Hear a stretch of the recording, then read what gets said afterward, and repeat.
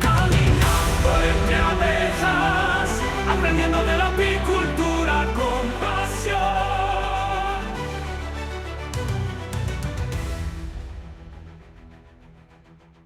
Pocas veces pensamos, ¿verdad?, en la conexión que puede haber entre una herramienta de precisión, casi de laboratorio, como un microscopio, y algo tan natural, tan de la tierra, como puede ser la miel o las propias abejas. Sin embargo, bajo esa lente se esconde un universo entero de información. Hoy vamos a hacer precisamente eso, vamos a explorar a fondo el papel, que es crucial, del microscopio en el mundo de la apicultura. Tenemos material muy interesante, la verdad, textos especializados que desgranan sus usos prácticos y también la perspectiva directa de un apicultor que lo considera, bueno, esencial en su día a día. Vamos a sumergirnos en este microcosmos. Efectivamente, la idea es entender cómo esta herramienta científica saca a la luz información vital. Información que, de otra manera, pues se nos escaparía por completo, ¿no? Hablamos de conocer el origen exacto y la calidad real de la miel, de poder monitorizar la salud de las colmenas e incluso de interpretar el entorno, el paisaje botánico donde viven y trabajan las abejas. Es como conseguir una vía rápida para saber qué hay realmente detrás de un tarro de miel o qué sucede dentro de esa sociedad tan compleja que es una colmena. Vale, pues empecemos por el producto estrella, la miel.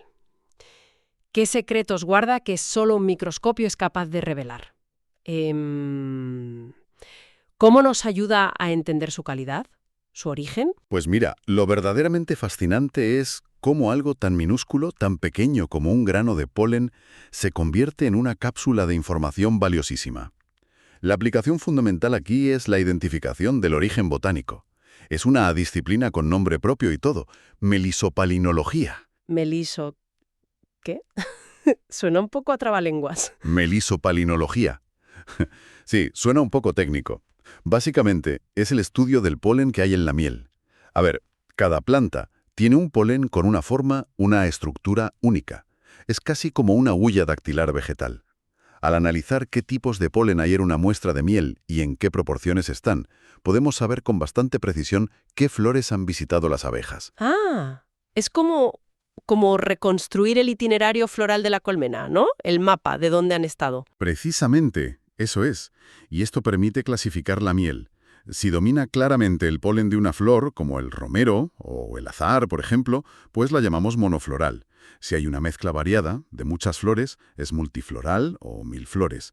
Y no solo eso, los tipos de polen presentes son un indicador muy fiable del origen geográfico de esa miel. Nos permite literalmente leer el paisaje vegetal a través del contenido de la miel. Entendido. Entonces, el polen no es solo el pasaporte de la miel que nos dice de dónde viene, sino que también actúa como una especie de sello de autenticidad. ¿Sirve para pillar si nos intentan dar gato por liebre? Fundamental. Sí. La detección de adulteraciones es otro uso crítico. Imagina una miel sospechosamente barata. Pues un análisis microscópico puede revelar una cantidad anormalmente baja o incluso la ausencia total de polen. Eso es una señal de alarma enorme, claro. Sugiere que podría haber sido mezclada con jarabes industriales, como el de glucosa o fructosa, que no contienen polen, obviamente. Claro, porque los jarabes no vienen de las flores que visitan las abejas.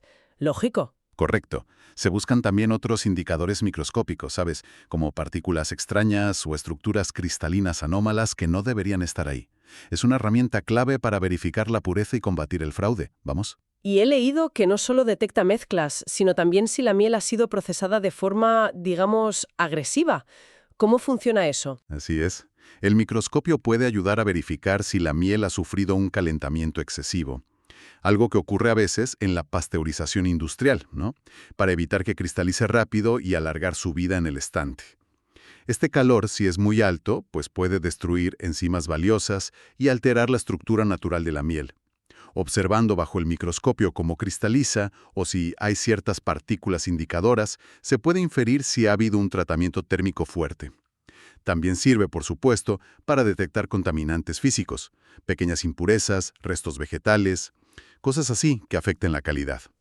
Aquí es donde se pone realmente interesante, creo yo, porque la tecnología avanza a pasos agigantados. Se habla ya de microscopios inteligentes, ¿no? Con inteligencia artificial integrada. Totalmente. Es un salto cualitativo importante, sí. Estos sistemas usan cámaras de alta resolución y software de IA, inteligencia artificial, para analizar automáticamente las muestras de miel. Pueden identificar y contar granos de polen, detectar levaduras que indican fermentación, analizar patrones de cristalización, todo de forma mucho más rápida y sobre todo estandarizada que un análisis manual. Esto agiliza enormemente el control de calidad en la industria y ayuda mucho a luchar contra el fraude en el mercado de la miel, que desgraciadamente es un problema bastante extendido. Fascinante, la verdad. Hemos visto cómo el microscopio actúa casi como un detective para la miel, descifrando su origen, su autenticidad, pero su utilidad no acaba en el tarro, ¿verdad? ¿Cómo se aplica esta herramienta a la salud de las propias creadoras, o sea, las abejas y su colmena? Pues es igualmente indispensable para la sanidad y la biología apícola. Piensa que es como tener una ventana directa para ver lo que ocurre a nivel microscópico dentro de la colmena. Es fundamental para investigar y diagnosticar enfermedades y parasitosis. ¿Te refieres a problemas como la famosa varroa, por ejemplo? Exactamente. El ácaro varroa destructor es probablemente el mayor quebradero de cabeza para los apicultores en todo el mundo. Con el microscopio se pueden observar estos ácaros en detalle, estudiar su ciclo vital, ver si están presentes en las muestras de la colmena. Mira, uno de los textos que manejamos, la experiencia de un apicultor, relata cómo observa en su microscopio ácaros muertos, vivos e incluso ácaros mordidos por las propias abejas. Esto da información valiosísima sobre la presión del parásito y la capacidad de defensa de la colonia. ¡Ostras! ¡Ácaros mordidos! Eso sí que es entrar al detalle, ¿eh? ¿Y sirve para otros enemigos de las abejas? Desde luego. También se menciona, por ejemplo, la observación de la vespa velutina, la avispa asiática, que es otra amenaza importante.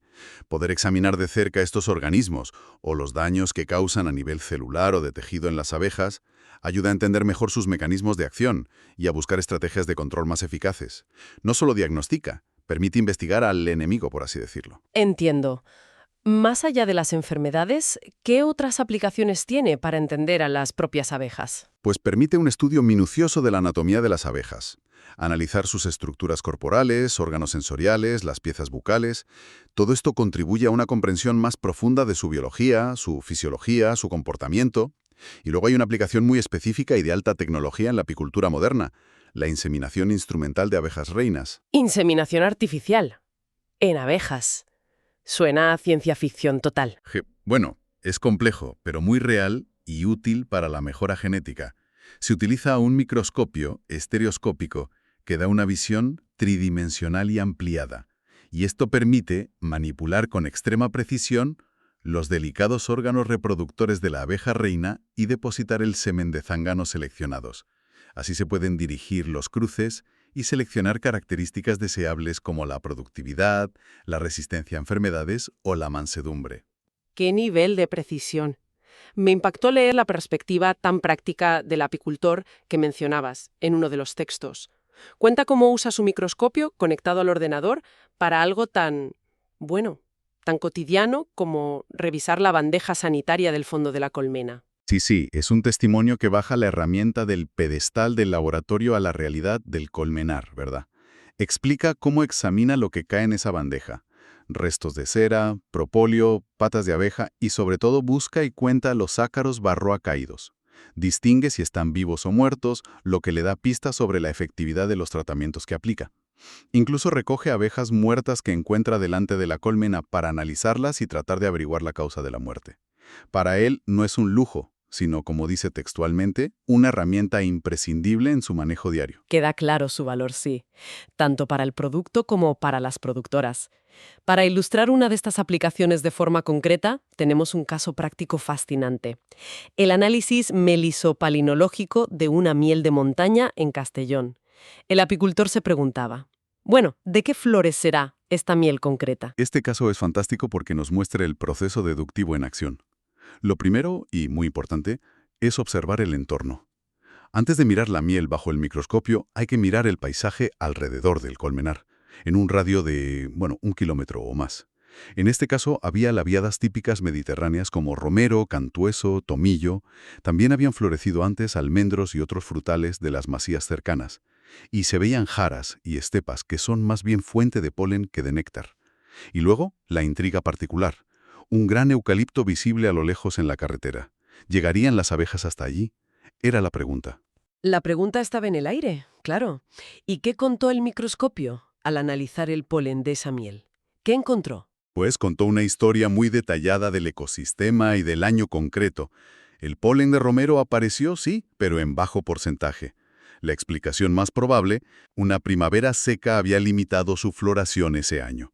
En cambio, el tomillo tenía un porcentaje mayor, y probablemente era el responsable de ese olor fenólico característico de la miel. Ese aroma intenso, algo medicinal. Qué interesante cómo conecta el análisis polínico con el clima de ese año y hasta con el aroma de la miel. Totalmente. Se encontró también polen de brezos, tanto el de invierno como el blanco, la Erica arbórea, polen de frutales, lógico por las masías cercanas, y asociado a ellos polen de hierbas adventicias como rabanizas y jaramagos, que crecen cerca de los cultivos. ¿Hubo alguna sorpresa en los resultados? ¿Algo inesperado? Pues la principal fue la ausencia casi total de polen de almendro, a pesar de que habían florecido abundantemente antes. La hipótesis del apicultor es muy plausible. Quizás las abejas consumieron esa miel temprana, rica en polen de almendro, para su propio desarrollo primaveral, ¿entiendes? Y por eso apenas llegó a la miel que se cosechó más tarde. Tiene sentido, sí. Una gestión interna de recursos de la colmena. Muy lógico. Exacto. Aparecieron también pólenes de plantas comunes de bordes de caminos, como lechetresnas y apiaceas, que es la familia del hinojo o la zanahoria silvestre. Y luego, hallazgos más inesperados, como polen de algarrobo, algo raro a esa altitud, y de brecina, Caluna vulgaris, que no es muy común en esa zona concreta. ¿Y qué pasó con el eucalipto lejano? ¿Resolvió el misterio? ¿Llegaban o no? Misterio resuelto. Su polen característico apareció en la miel. Así que, confirmado, las abejas sí hacían ese viaje más largo para aprovechar su néctar. Increíble el radio de acción que pueden tener. Asombroso, de verdad. ¿Algún otro detalle revelador en ese análisis? Sí, algo muy interesante. Aparecieron rastros del pasado reciente de esas colmenas. Polen de plantas típicas del lugar donde habían pasado el verano anterior, en el maestrazgo de Teruel. Plantas como zarzas, hiedra e incluso elementos indicadores de mielada. Mielada. ¿Qué es exactamente? No es néctar, ¿verdad? No, no es néctar de flores. La mielada o mielato procede de secreciones azucaradas que excretan algunos insectos, como los pulgones que chupan la savia de los árboles, principalmente encinas, robles o pinos. Las abejas recogen esas gotas dulces. Encontrar indicadores de mielada significa que las abejas estuvieron en una zona y época donde este recurso estaba disponible. Suele ocurrir a finales de verano en zonas de bosque. O sea que la miel no solo fotografía el presente, el lugar donde está la colmena ahora, sino que puede guardar ecos del pasado trashumante de la colmena. ¡Qué curioso! Exactamente. Finalmente, se identificaron también pólenes de plantas que son sobre todo fuente de polen, o sea, proteína para las larvas, no tanto de néctar. Hablamos de aladiernos, encinas, olivos, las jaras y estepas, llantén, flora típica del matorral mediterráneo que complementa la dieta de la colmena. Vale, después de este viaje microscópico a través de un tarro de miel, ¿qué significa todo esto en conjunto? El nivel de detalles es apabullante. Pues significa que cada miel es literalmente un reflejo líquido y concentrado del paisaje botánico donde se produjo, en un momento concreto. Y como hemos visto, a veces incluso narra historias de viajes anteriores. El análisis microscópico del polen, la melisopalinología, es la clave para descifrar esa historia botánica y geográfica. Permite caracterizar la miel con precisión, entender sus propiedades y, muy importante, darle el valor que merece por su origen único y su autenticidad. Queda meridianamente claro, sí. Si tuviéramos que resumir, entonces vemos dos grandes campos de batalla, por decirlo así, donde el microscopio es un aliado clave en apicultura. Por un lado, el control de calidad y la identidad de la miel. Saber de qué flores viene, de dónde viene, si es pura, si ha sido sobrecalentada. Correcto. Esa es la vertiente del producto final. Y, por otro lado, está la aplicación directa en la gestión sanitaria y biológica de la colmena. O sea, diagnosticar enfermedades, Vigilar y estudiar parásitos como la varroa o la velutina, profundizar en la anatomía y comportamiento de las abejas, y facilitar técnicas avanzadas como la inseminación instrumental para la mejora genética. Si conectamos esto con una perspectiva un poco más amplia, ¿cuál dirías que es la relevancia fundamental de esta herramienta, más allá de lo puramente técnico? Pues yo diría que el microscopio actúa como un puente insustituible. Conecta el producto final que llega a nuestra mesa, la miel, con todo su complejo entramado de origen, las flores concretas que libaron las abejas, el paisaje específico que las rodeaba, y la propia biología y estado sanitario de las abejas que la elaboraron. Es una herramienta para la transparencia, para garantizar la calidad, sí, pero también para descifrar y valorar las historias ecológicas que cada miel atesora. Comprender esto ayuda, sin duda, a apreciar mucho más la autenticidad y el increíble trabajo que hay detrás de una miel de calidad. Una perspectiva que, ciertamente, enriquece la visión sobre algo tan aparentemente simple como puede ser la miel. Hemos explorado hoy este sorprendente microcosmos que el microscopio nos desvela en el mundo de la apicultura. Y pensar que gran parte de esta información reside en algo tan pequeño y tan abundante como el polen. Nos deja con una reflexión interesante, ¿no? Esto plantea una cuestión importante. A ver, si el análisis del polen en la miel actual nos ofrece una fotografía tan detallada del paisaje vegetal de hoy, ¿qué potencial tendría el análisis de muestras de miel muy antiguas si lográramos encontrarlas bien conservadas en algún yacimiento arqueológico o algo similar? ¿Podría ese polen fósil, atrapado en ámbar dulce, darnos una ventana única para reconstruir cómo eran los ecosistemas, la flora, la biodiversidad en el pasado? Es una idea sugerente, ¿verdad? Sobre el poder de esa huella dactilar vegetal que viaja en la miel a través del tiempo.